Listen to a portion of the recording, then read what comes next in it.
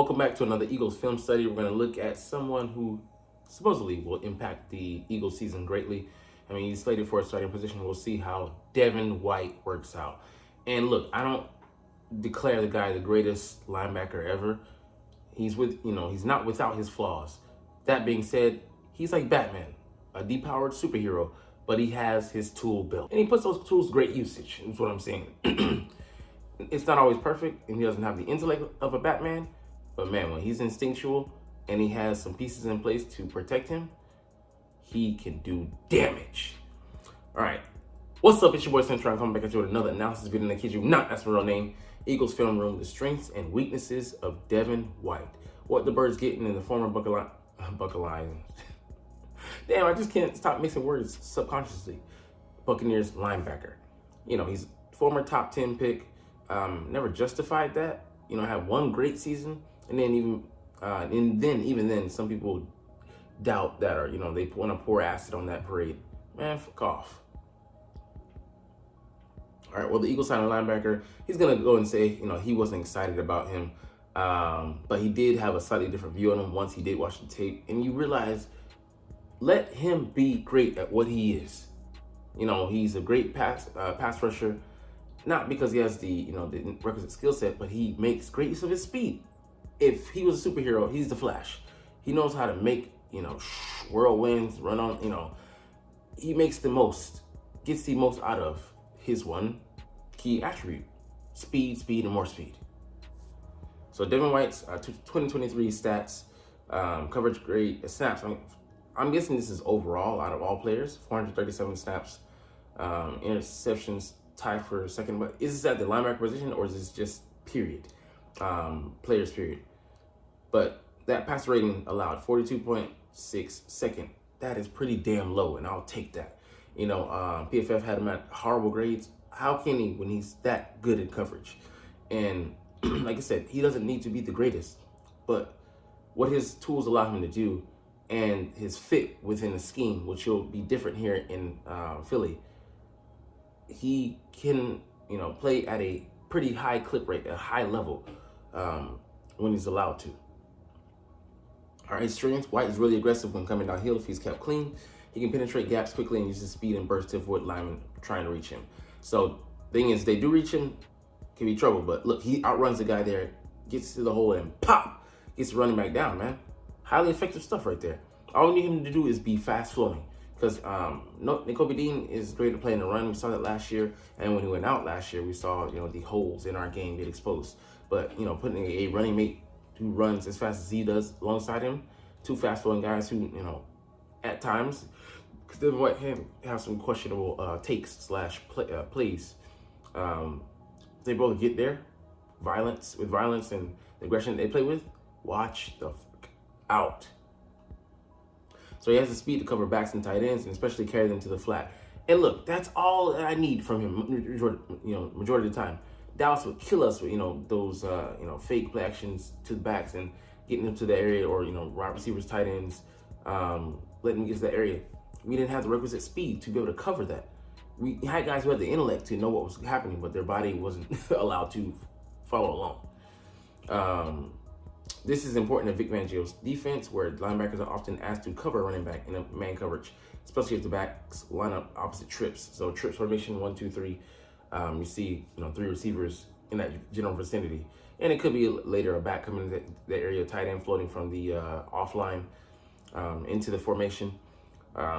In a number of different setups, but as Fangio likes to be 5 over 3 to the trip side if there's a deep crossing route, so he likes to have that underneath protection there. We'll see where Devin compromises a formation, but he did a hypothetical guess, and he could be wrong, but I believe also his teammates are going to help him out in that regard to make up for some of his blunders. So here's the speed and the ability to route to the ball on show again. So let's see, there's Devin White right there. Boom. Takes a false step, but because of his speed, he's able to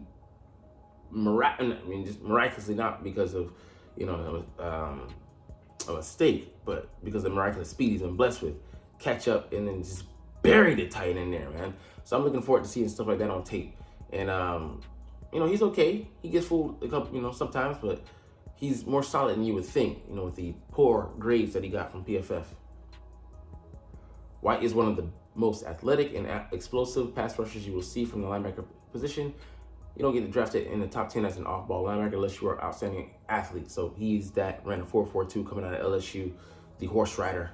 Man, as he does, he gallops after, he makes a play. Man, he gets after it, man. Let's see him here. I think that's him here. Lightning fit. He doesn't flinch. Look at him, just going after it. Bam! When he gets there, he arrives with violent intentions, just knocks the crap out of the quarterback. There he is, celebrating, giddy up. You see it from a different angle here. He just takes a direct path and just, man, he hides behind his fellow lineman and, goes around the backs of the O-lineman there. Nothing you can pretty much do out that. If he has a head of steam built up, he's able to do stuff like that. Watch out, man. He can be highly effective. And like I said, he has holes in his game, noticeable ones, but the things that he does, and, especially when he's untouched like that, he's hard to stop. There's no way he blitzes as much in Philly as he did with the Bucs, because, we're just not that aggressive a scheme coming from the Vic Fangio tree. More aggressive than we were last year, we're trying to decide, but still not nearly as Todd Bowles. I think he was number 2 in blitz rate last year, behind, it might have been number 1. I forget who else. No, he was behind, Wink Martindale, who just blitzed the crap out of everybody. There's so much of this on film. I wouldn't say he's a good pass rusher, but he's just so fast and explosive. He can get to the QB very quickly. So you see here, he knocks the ever-loving stuffing out of Kirk Cousins. That's him coming in. Bam! Golly, I think he might dislodge him from the ball. He arrived with violent intentions, and he fulfilled those. He got off on that. Pause. Shit. He showed some good awareness and ability in zone coverage, but this is inconsistent, so we do have that. He's a 5-year vet, and, you're pretty much getting what you're going to see. That being said, we'll see how he takes to the coaching, because it's going to be a different scheme and different teammates around him, and his fit is different here as well.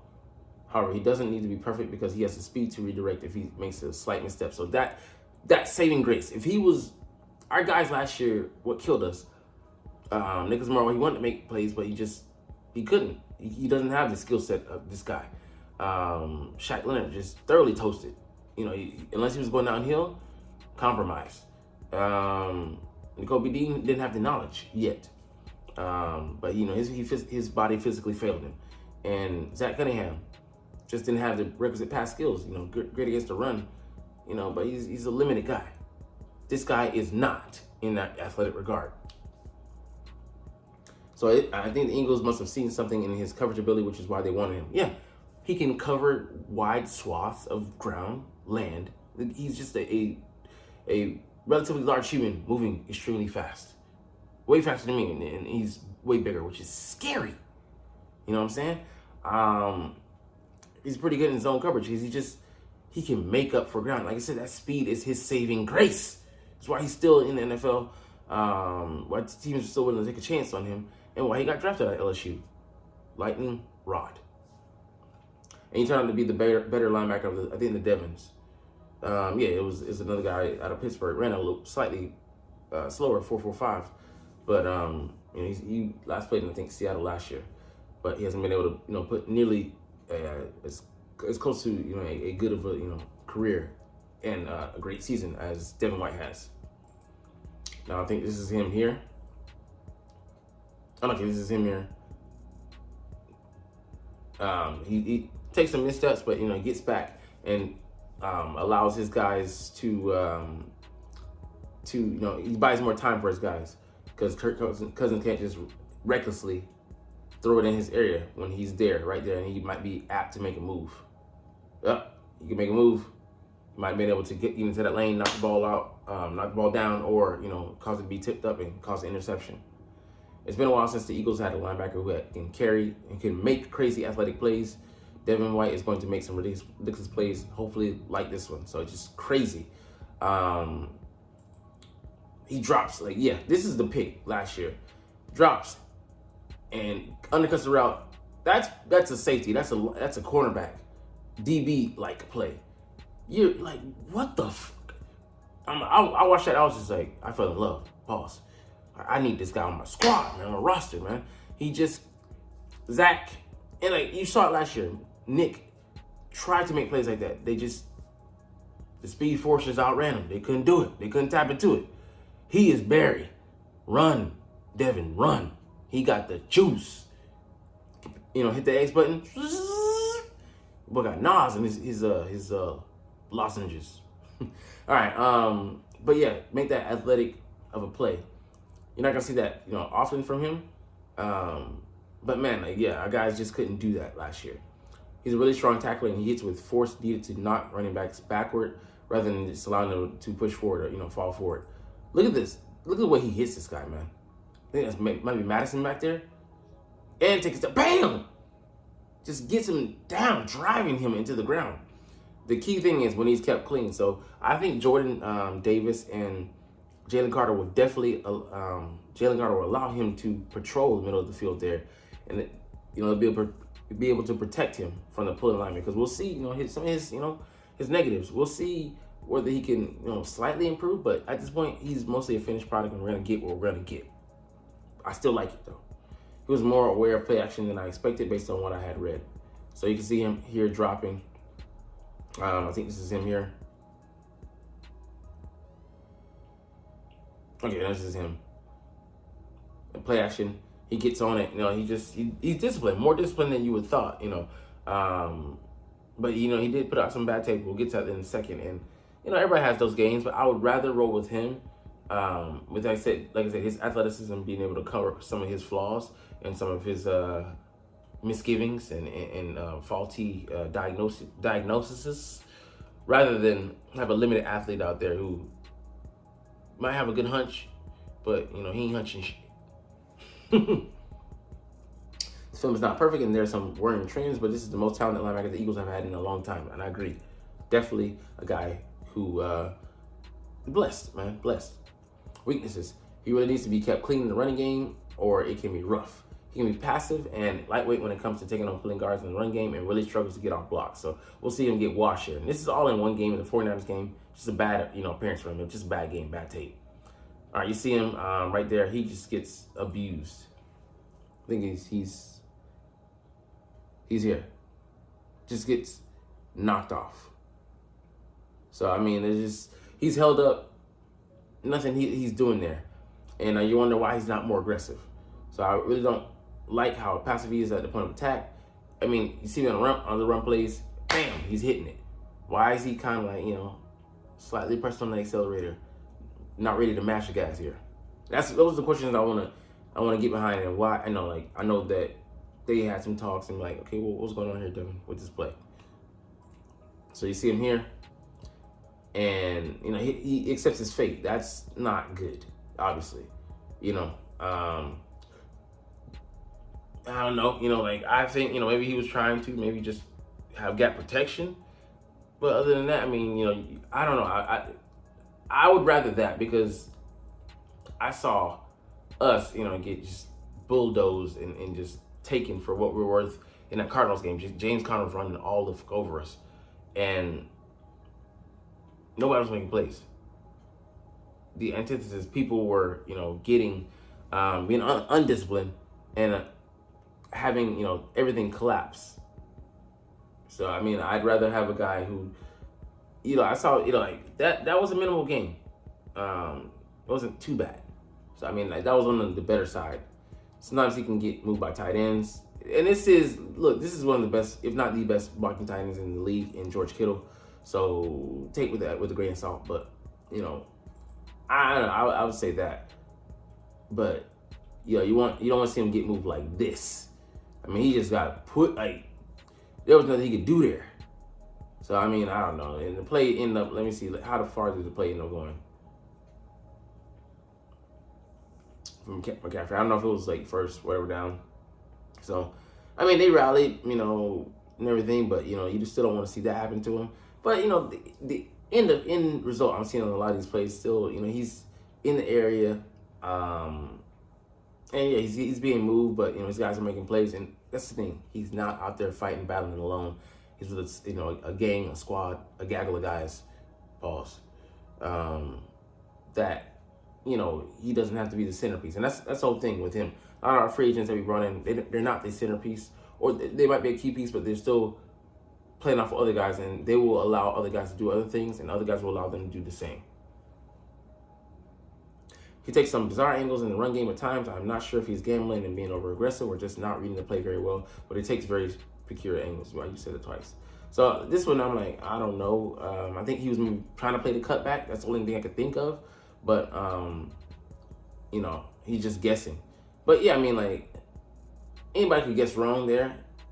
Okay, cool. But these aren't huge, you know, issues that I thought they were. Even going back over just a second time, like, I can live with these. Because what we were having last year, incomparable. You know, it's bad. It seems like they're doing better in the 49ers game here than we did. You know, they're keeping it close. We just got blown the fuck out. I'm not convinced he's actually a great pass rusher, and I didn't see him defeat many blocks. I think his pass rushing success primarily comes down to his pure speed. Yeah, and I'm fine with that. Like I said, let him use his superpower. It beats not having one. All right, where is he at? I think he's here. Yeah, see, he gets blocked. You know, like running back picks him up. Gets picked up easily at times. Okay. But at least he can get there. We have guys that last year, I mean, just in previous years, guys that couldn't, it was a lost art. We went from having blitzing linebackers to having guys that couldn't even get close. Sometimes he can be over-aggressive in coverage or lack a bit of awareness. So here, you know, you can see he fell for it, going for the quarterback instead of staying with his man, tight end coming in behind him. That's just a lapse of judgment. You know, he just got frustrated in the game or whatever. But I wouldn't like to believe that, you know, he just flat out forgot his responsibilities. He just was being overly aggressive. That's it. Yeah, he's been in the league 5 years, so he pretty much is what he is. But hey, I will fucking take it. And he's not the best, definitely not the worst. He's not going to solve the Eagles' problems at linebacker, but I can see a scenario where he works pretty well. Yeah, I agree, man. I think he's going to be in a great position with teammates, guys around him, and he can just go and make plays. You know, be free to do that, and not be relied on solely for it, or, you know, majorly. Yeah, he'll be a big piece, but he's not the engine behind the Wizard of Oz type deal. So he's one of those, you know, key sub-villains, sub-bosses. Anyways, we'll get up out here on that note, but you're not even watching though, but it's all good because I love making these videos and I love talking about the Eagles. So we'll chunk the deuces officially, but as always, it's fly Eagles fly, and let's motherfucking go. Like, comment, share, subscribe Thanks for watching. Check me out at Cintron, Cintron Anime, Cintron Life, or Cintron Laughs, or other social media.